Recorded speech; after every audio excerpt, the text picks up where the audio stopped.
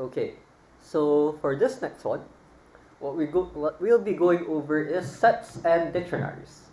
So this is the other main thing that we'll be going over for Hope 2. So what are these sets and dictionaries? So we're now recording this. Yung practice sets for this arc of CS11 are practice sets 5 until I think 9. So make sure you go over those in preparation for Hope 2. Okay, so before we go over sets and dictionaries, let's go over lists a bit again. So again, we went over several ways to change lists. So one way is by indexing like this. We also have append and pop. We have clear to clear out the entire list. We also have expend. That's just a glorified version of append. We also have insert and remove. If we want to add stuff or remove stuff at specific locations. And finally, we also went over sort. Okay, so those are the operations we know for lists. Another object or thing that we'll be looking at for the second arc is what we call a set. So a set is just the same thing as a frozen set, except as the name suggests, there's no longer the frozen part. So it's a frozen set that isn't frozen. So just like how lists are the mutable version of tuples, yung sets are the mutable version of frozen sets. Okay, so far we've had tuples and we also had lists. We also had frozen sets, so you usually make a frozen set by putting a tuple inside the word frozen set. So that's for a frozen set. For a set, how you make that is just curly braces. So 1, 2, and 3 will give you the set 1, 2, and 3. So since they're essentially the same as frozen sets, everything that you could do with frozen sets can also be done using sets. So for example, let's have 1, 2, and 3. You can get the length of a set. You can combine that with other sets, 4, 5. So remember that the pipe here represents union. So S union T gives you this, while the ampersand represents intersection.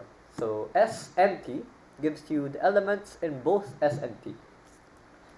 You can also do difference, so S minus T is 1, T minus S is the other way around. And you can also do the symmetric difference.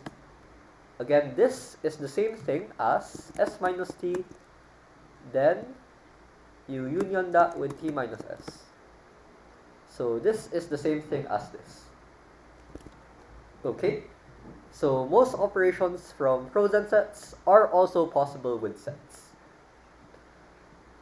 Okay, so just like frozen sets, you can splat other sequences into a set. And yeah, you can combine sets like this by splatting them together. And just like with most of the other sequences, we also have comprehensions for sets. So if for tuples, we have x for x in range 7. That's for tuples. For lists, we have just the brackets. So x for x in range 7. And for frozen sets, we have just wrap it inside the word frozen set. So x for x in range 7. So those are for the previous sequences. For sets, it's now curly braces. So x for x in range 7. This is the same thing as if you wrote this as set, then the same comprehension. So this is just a nicer way of writing this line over here. Okay, so if you notice, this is actually very close to how you would write it using math. So if you have x for x in range 7, it's essentially something similar to x where 0 is less than or equal to x is less than 7. Writing it like this is already pretty similar to writing it like this in math.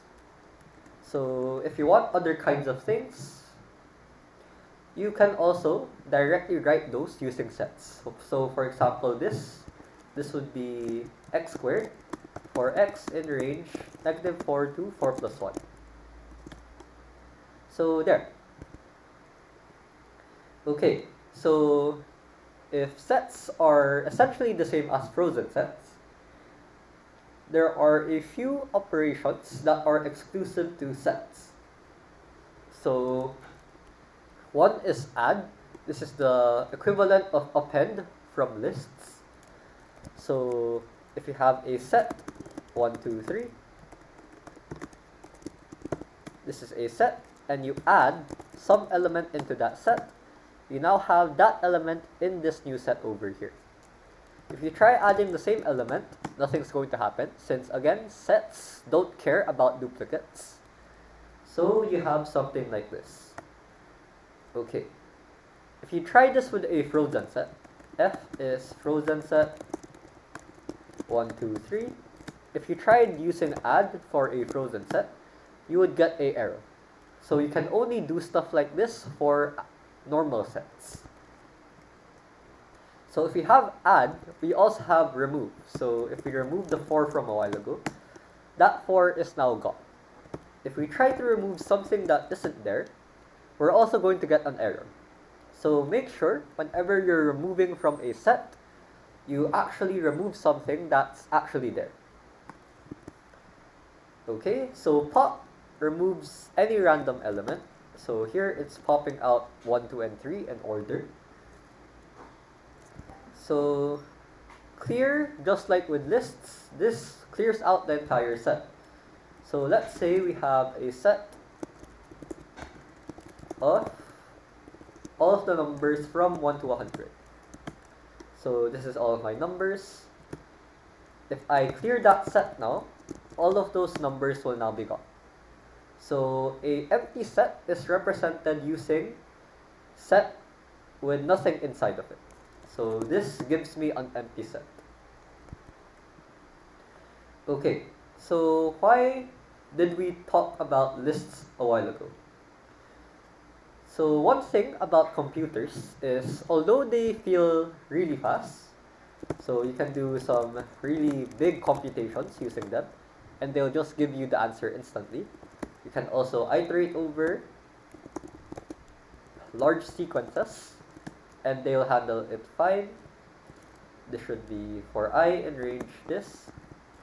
If I try to print out I, our computer will process this really fast. So our computer can process stuff really fast, but the point is, it's not infinitely fast. So it's not going from 0 to 10 million immediately, like you see over here. So when it comes to computers, there's still this idea of efficiency. So the way that works is, our computer is actually following what we call machine instructions. So this is different from all of the Python code we've been writing so far. Machine instructions are basically this, but even more obscure. So these instructions are implemented in the actual hardware of the computer. So for those of you in CS, you'll be seeing this in the system series. So that's CS 20 and 21. But the idea is, since our computer at the end of the day is just hardware, and hardware has its own limitations. So you can't just make your computer infinitely fast. Okay, so Python itself, this is what we call a high-level language. It's meant to be easily understandable by humans. So we can understand what each of these lines is meant to represent over here. So because of that, some constructs in Python, these correspond to other kinds of these machine instructions. And depending on how that correspondence works, different things are going to be slower than others. So the basic idea that we want to go over first in CS11 is that for some operations, it's usually faster for some sequences compared to other kinds of sequences. Okay, so for example, let's say we have the operation in. So this is just for checking if some element is inside some sequence. So 1 in 1, 2, 3. This works for all of the data types or all of the sequences that we've covered so far. But the way it works across the different sequences here is a bit different. Okay, so let's consider, for example, a list first. So for list, how that works is a list is meant to represent some linear sequence. The key here is linear.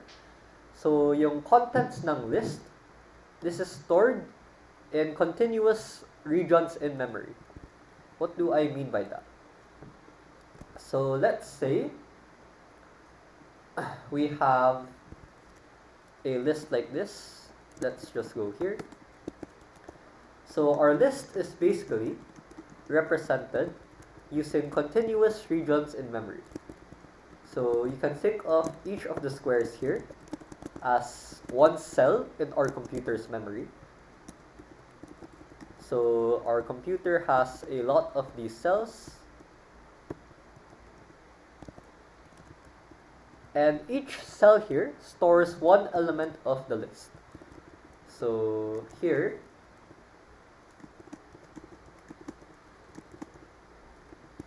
each element here, for example, for 1, 2, 3, they're going to be stored something like this. So they're in continuous regions in memory.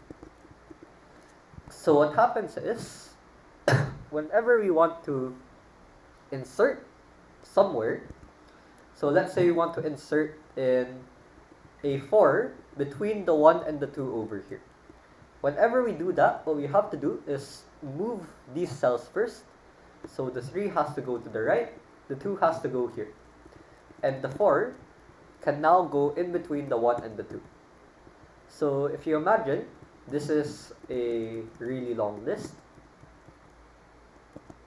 If this is a long list, and I have a lot of elements over here, let's just put random stuff.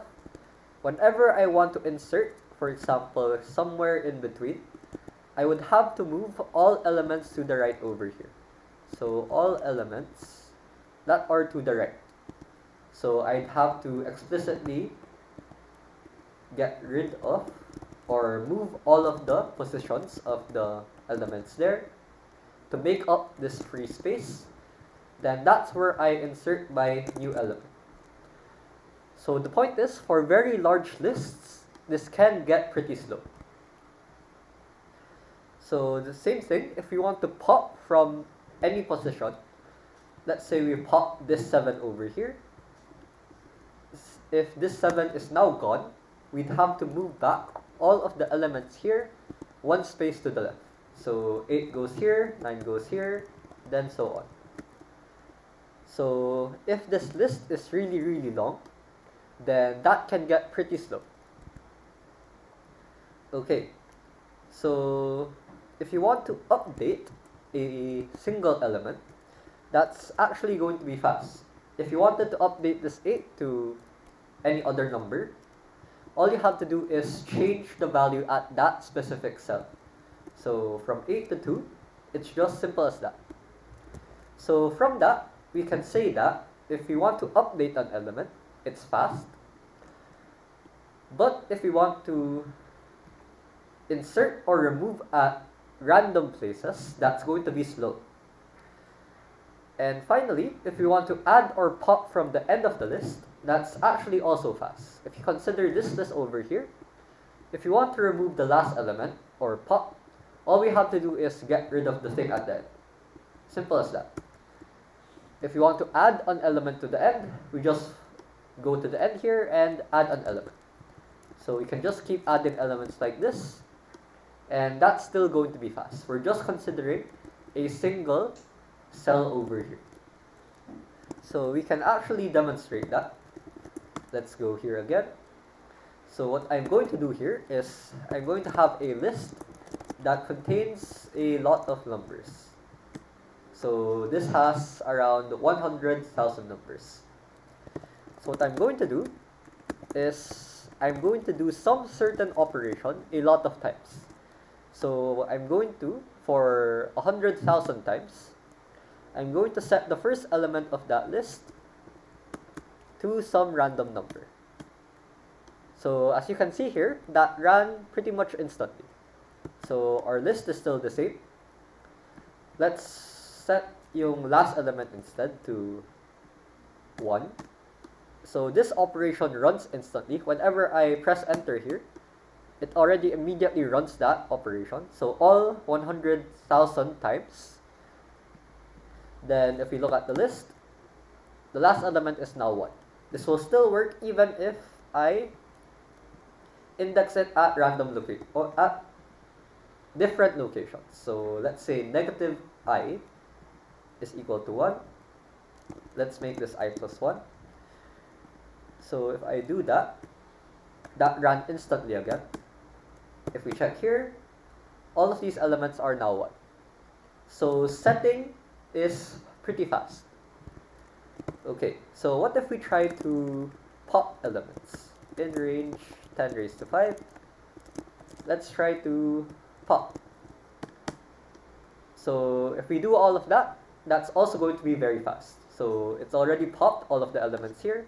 So it's now back to an empty list. Okay, so let's populate that list again. List range 10 to the 5. So what if we now try to insert at a random place? So for blah in range 10 raised to 5, what I'm going to do is I'm going to insert at somewhere around the middle. So let's say half of this is just 5 times 10 raised to 4. Then at this index, I'm going to insert the number 11. So if we run this, if you notice, this takes a lot longer than if we just did some of the operations from a while ago. So this operation is fast, it runs instantly, but this operation, the insert, is slow. So it takes several seconds over here. So this, because lists work like this, they keep track of all elements at continuous locations in memory. Some of the operations are inherently slow. Okay? So aside from that, if you want to check whether something is inside a list, since it's represented like this, if you want to find, let's say I want to find the number 9. To find that, I have to start at the first element. I have to start from the left, then check each element one by one.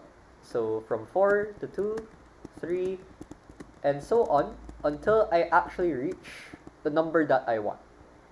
And this can get even worse if the number that I want is actually not inside the list. I would have to keep going on and on. Let's say I have this. I have to keep going on and on until I reach the end of the list.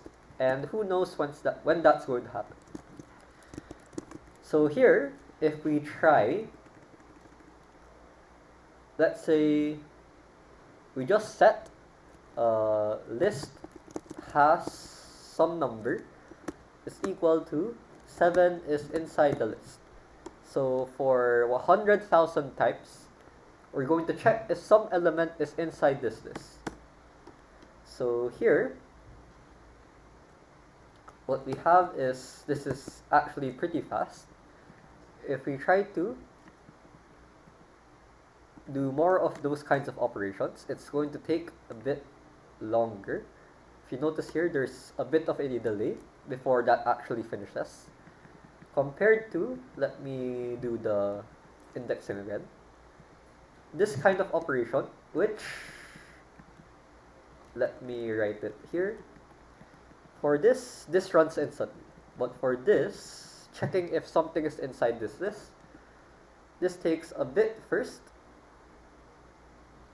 before it actually finishes running.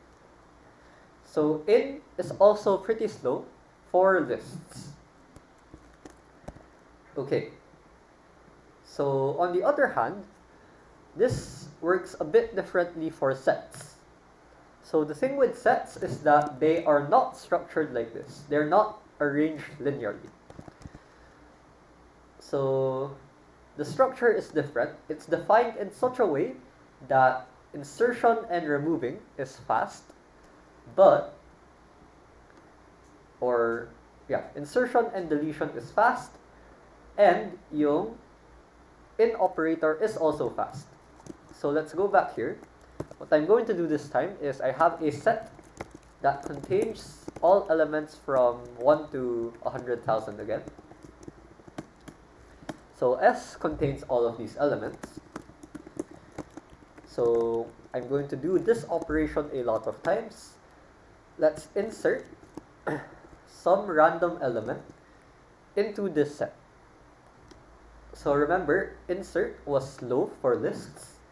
If we do this for a set, this is going to be fast. What is this? Add. So insertion for sets is pretty fast compared to lists. Same thing for removing. Remove. So if we try to remove from a set, well, this is giving us an error since this isn't actually inside a set. But the point is, both of these operations are going to be fast. And even if we check if 7 is inside S, and if we just leave it like this is also going to be fast. So all of the operations that were pretty slow for lists are now fast when it comes to sets. So how that actually works, the structure of sets, is a bit more complicated compared to what you see here. You'll usually cover that for the CS people in CS 32 and 33, data structures and algorithms. But if you want to know already, you can search up this word, hash table. This is how Python sets actually work under the hood. Okay, so this is as far as we'll go for now for efficiency. And later on, in one of the later lectures, maybe around next week, we'll look at how to actually estimate that efficiency. So how do we actually estimate the efficiency of the operations we did a while ago? So that's for a later lecture. Okay, so again, for lists, we don't want to insert and remove at random places, but we are free to do that for sets. If we want to check membership, that's going to be slow for lists, but it's going to be fast for sets. And for tuples and frozen sets, it's analogous to what we saw here. But just be careful about making new copies of tuples and frozen sets. Okay? So that's efficiency when it comes to lists and sets. Any questions so far? Alright. So that's for sets. Let's now look at this problem over here. So here we have a bunch of data. This is just some pretty simple data. And what we want is, if we are given a student number, so one of the student numbers here, we want to find the corresponding name. So normally, how you would do that is you would just want to search over the entire list. So what you can do is you iterate over the list using a for loop. If the student number matches the student number you're finding, then just return the corresponding name. So this is a pretty basic solution to this problem, and it does work. So if I have this data. Let me put that in on another file here. So I have all of this data. And to find that data, we have this program here. So define find, then student number. So query student number, for student number and name and data. If this is equal to the query, we just return the name. So we can now use this find function like this. So we have a certain student number. We just pass that into the function. So if we try to print this out, we should get the corresponding number here. So Python 3 lookup. This gives us the corresponding number. So this solution works. Okay, the only problem is, since what this is doing is it's iterating over the entire list, this is a list, so this is going to be slow.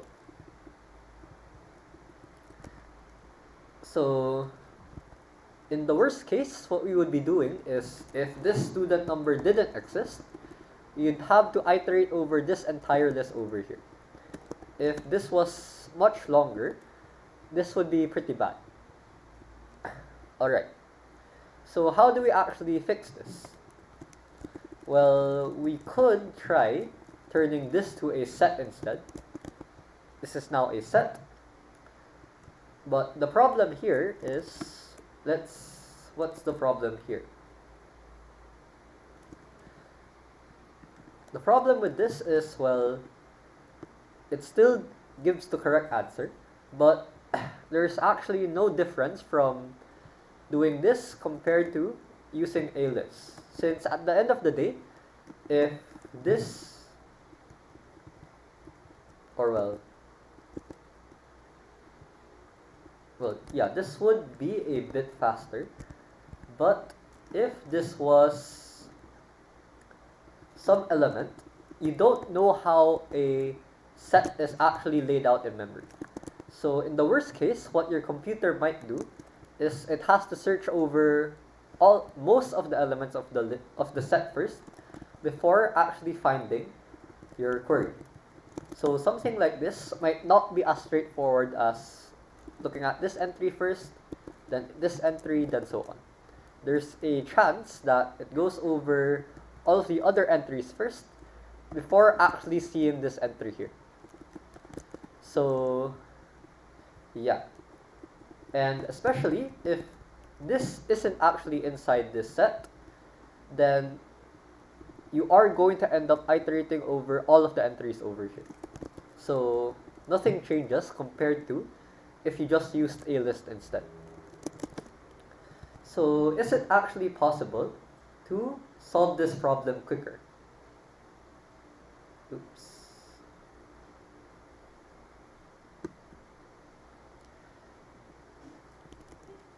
So how do we actually solve this problem quicker?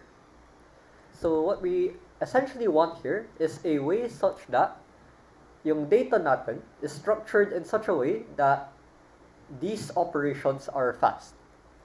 So there are several things we could try to do. One is, since these are numbers naman, we can try using these as indices.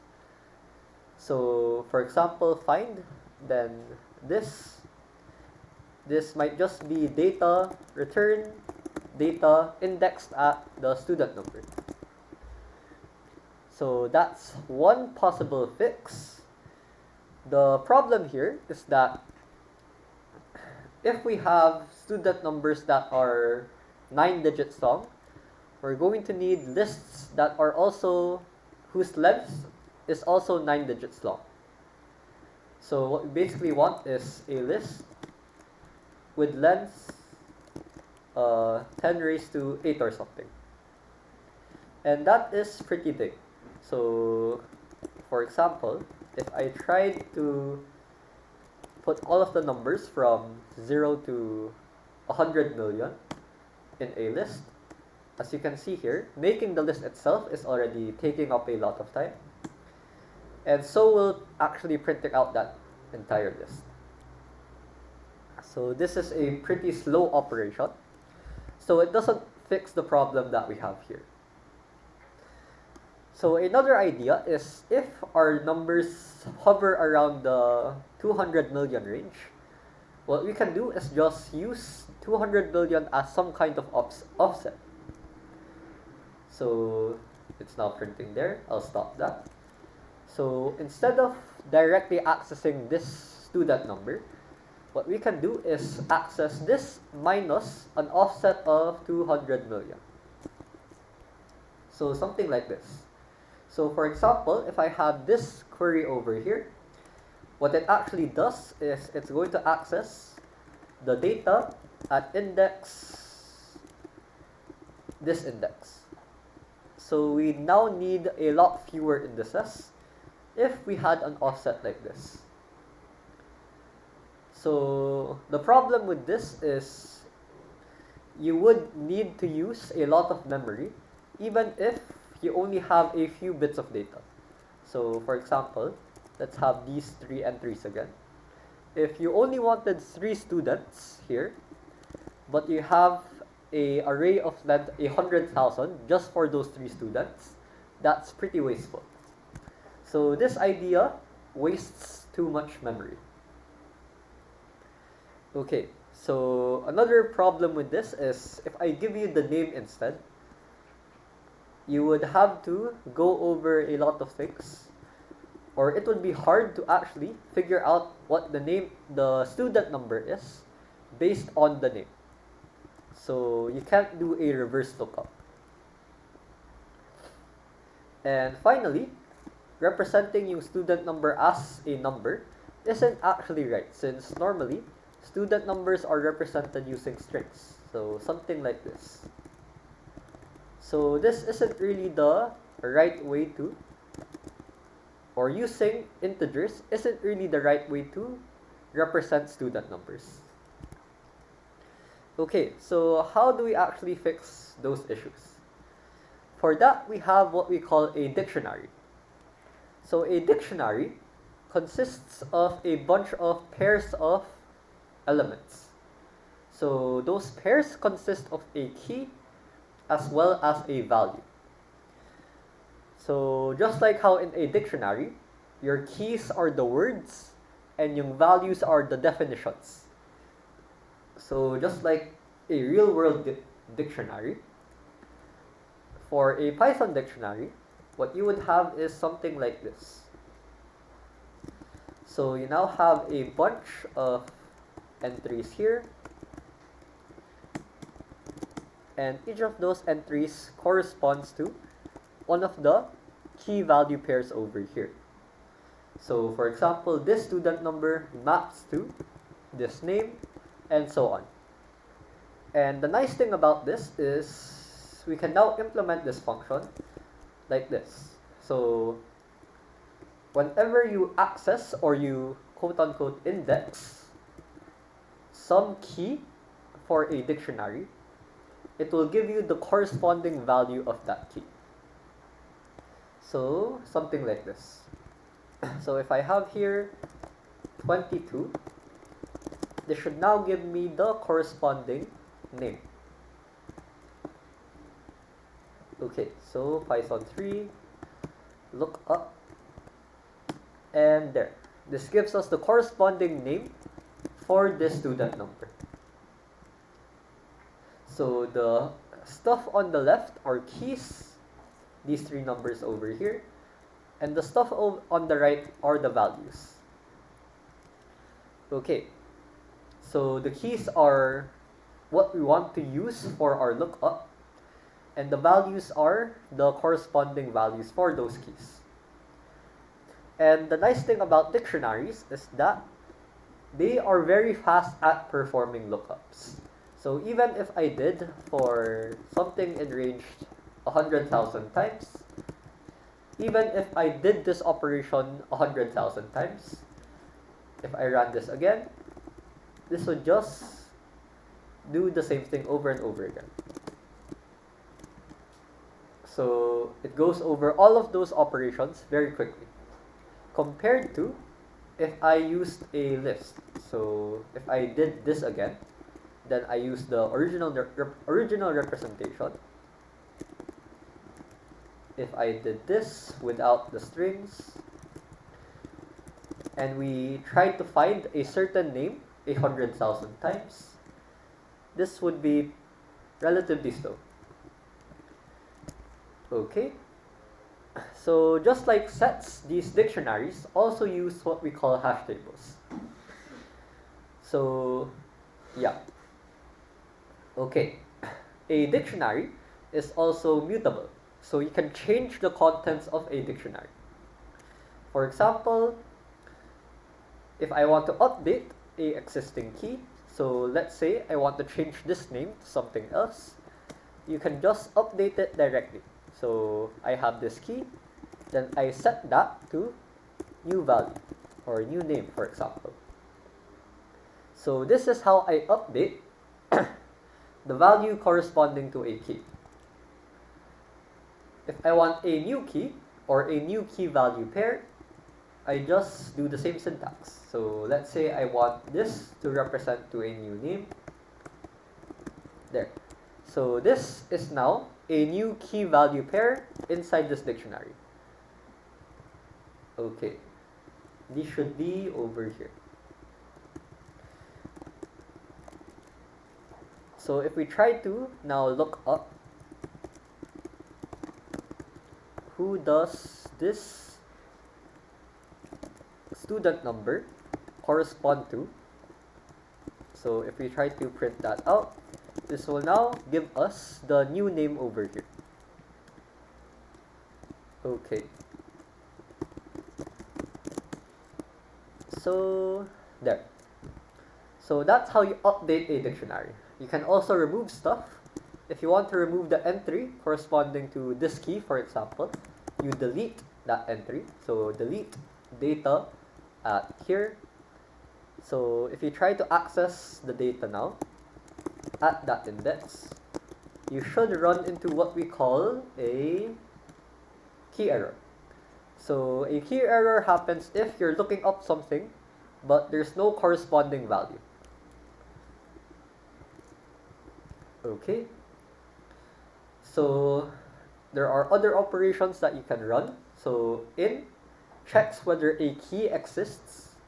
So if you want to check whether some specific key is inside this dictionary, you can do something like key, then inside data, something like this.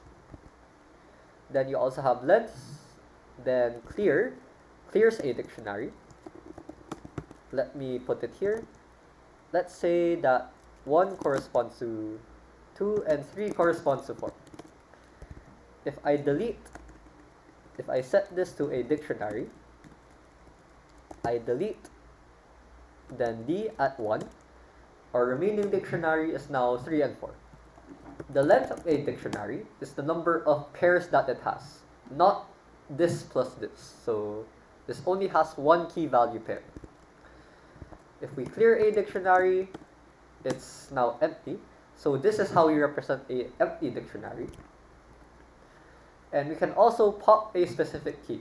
So let's get back this. 5 corresponds to 6.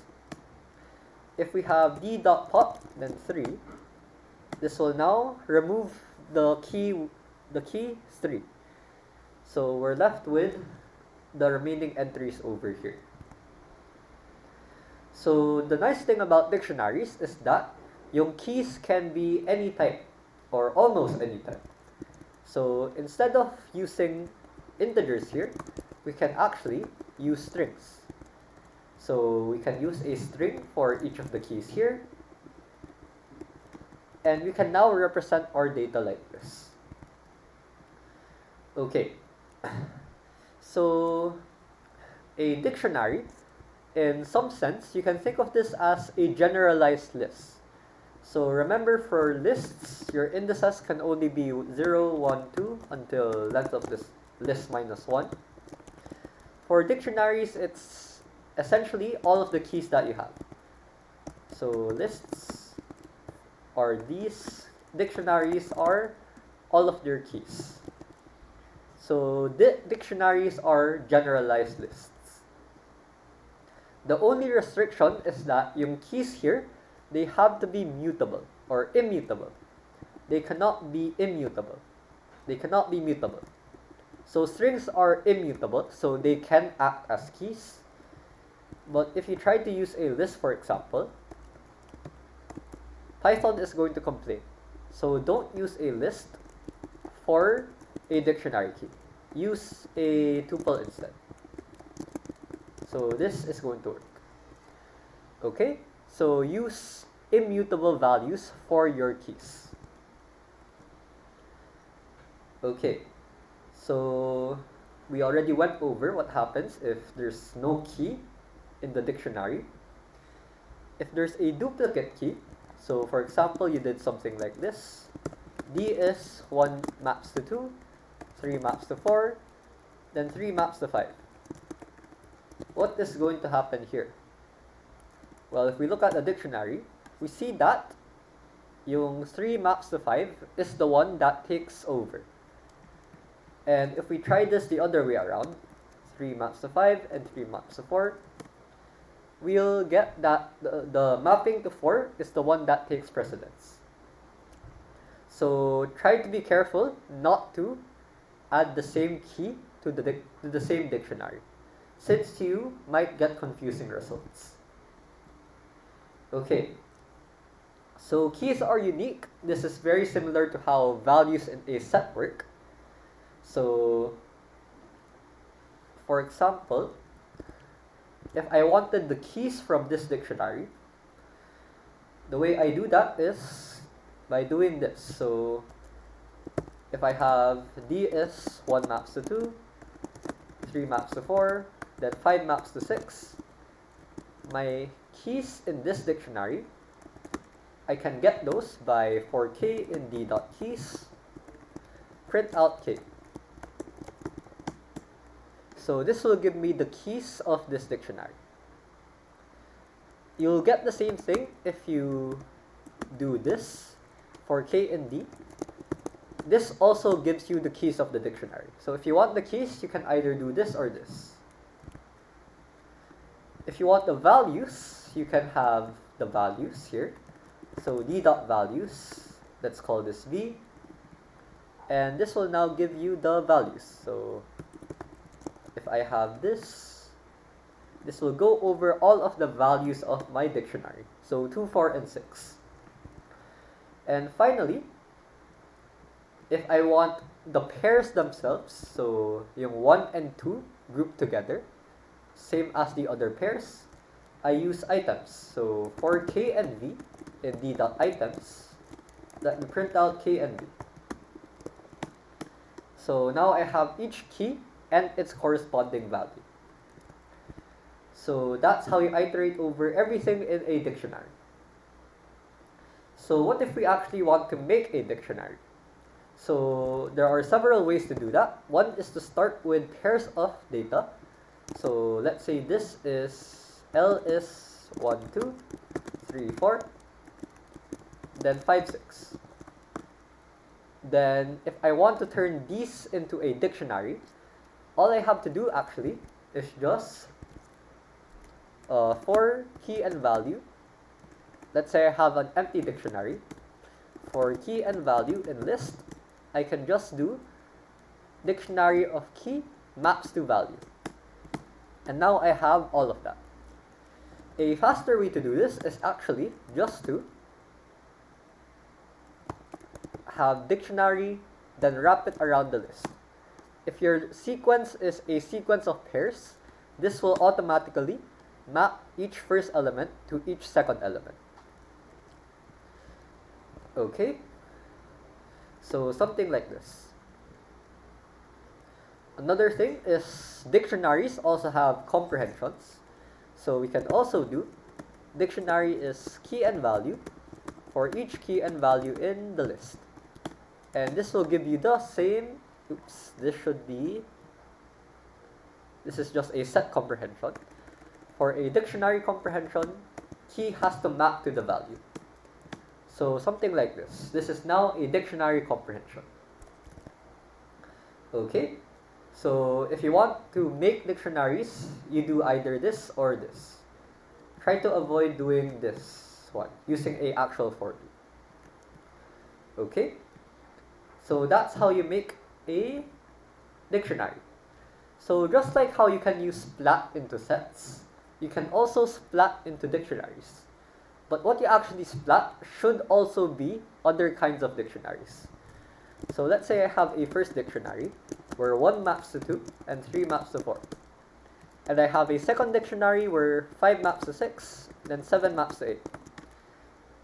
One way I can combine those two dictionaries is I have a new dictionary where I splat the first one and I splat the second one. So now I have those dictionaries combined. Notice that when I splat a dictionary, I use a double asterisk instead of a single asterisk. So that's how it works for dictionaries. We're going to go back to this double asterisk in one of the later lectures. But yeah, that's one main difference when it comes to splatting with dictionaries. So be careful not to do something like this, since you're probably not going to get what you want. What's happening here is it's just splatting the keys, not the key value pairs. So be careful about this. Okay, actually, another way to combine dictionaries is the same thing with sets. You can use the pipe. So this will also give you the combination of those dictionaries. So we can either do this. This will be the same thing as this. Okay? Alright, so there. So if you want dictionary membership, let's say I have this D1, this dictionary. If I check if D1 is inside, if 1 is inside D1, I'm going to get true. So that's kind of what we expect.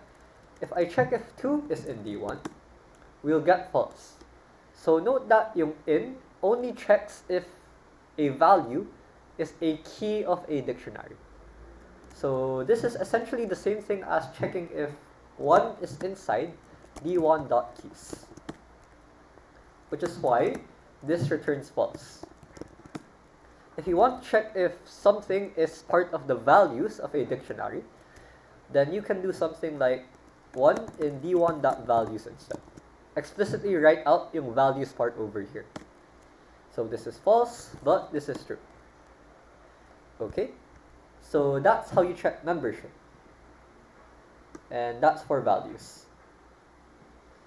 Okay, so what if you want to have fast lookup, but in the reverse? So essentially, you want 2 to map to 1, and you want 4 to map to 3. This is more useful if this was actual data.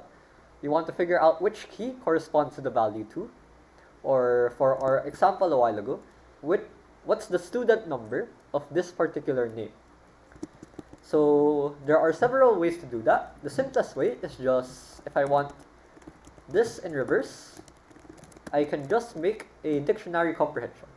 For each key and value in d1.items, remember, we have to use .items if we want both the keys and the values.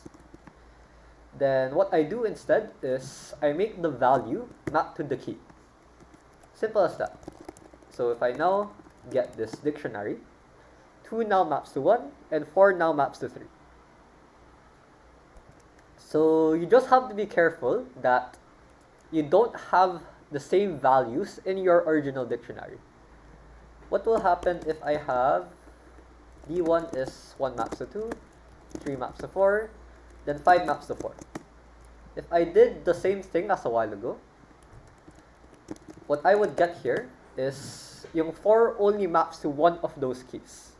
So be careful about having the same value in your original dictionary, assuming you want the reverse. If you don't want the reverse, then doing this is fine. Okay? So something like this. Okay, so you might have already seen it from some of the previous examples, but just to reiterate, this thing this, if we get the type of this is a dictionary, not a set. If you want an empty set, what you do is you explicitly write out set, then a pair of parentheses. So this will not represent an empty set, so be careful. So you can't do stuff like this dot add 1. You're going to get an error here. Okay? So be careful about that. So the way sets and dictionaries are related is, let's have this dictionary again. You can think of the keys of a dictionary, these keys over here. You can think of these as a set. So how this works is you have a set that's inside this dictionary. The only difference is those values in the set have their own corresponding values. So in other words, technically, you can implement a set using a dictionary. So if I want to represent the set 14916, for example, I can technically represent that using this dictionary. 4 none, 9 none, and 16 none. I just make the values whatever I want. So the same stuff will still work. 1 is in D. This is the same thing if I want to check if this is a key of this set, or this is a member of this set. And if I have another dictionary, 3 is none and 5 is none, if I want to combine those sets, it's still the same thing. This is essentially a quote-unquote set with these values. But of course, don't write it like this. Just use a normal set. But yeah, since dictionaries and sets are implemented very similarly, you can technically do stuff like this, although I'm not sure why you would want to.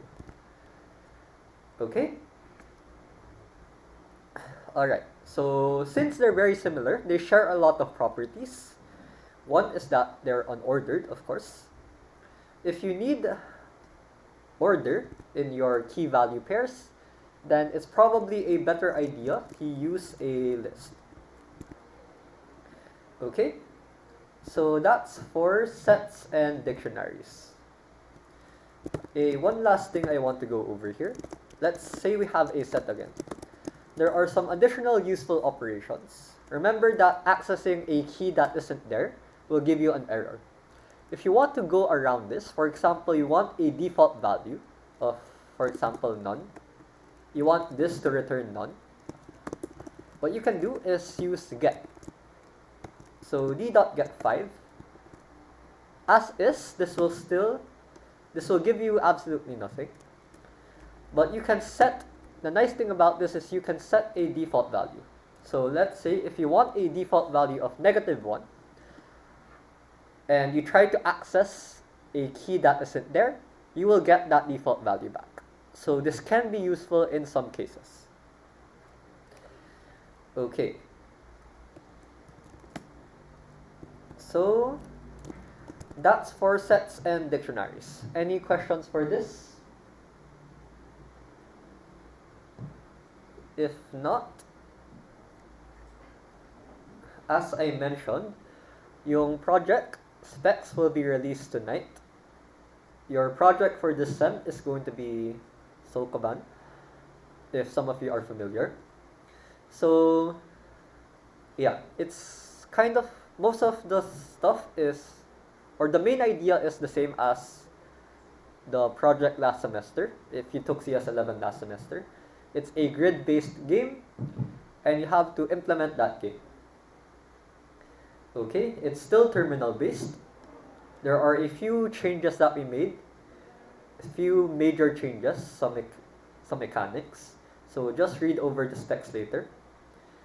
But yeah, this is going to be the project core. Just like last sem, there's also going to be a project extension where you clean up the code from the core.